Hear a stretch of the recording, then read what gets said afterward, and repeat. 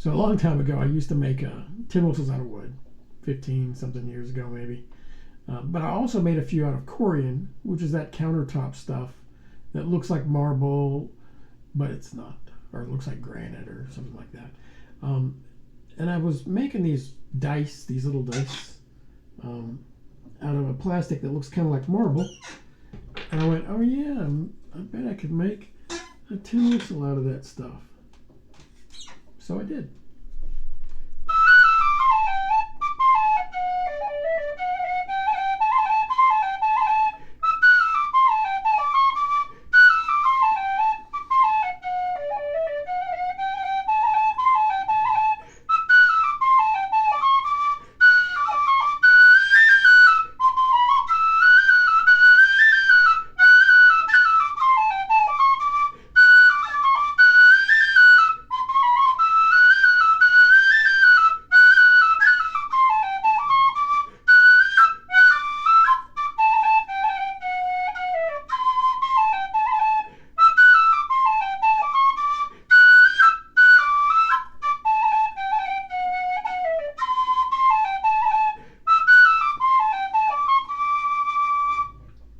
Turned out pretty good.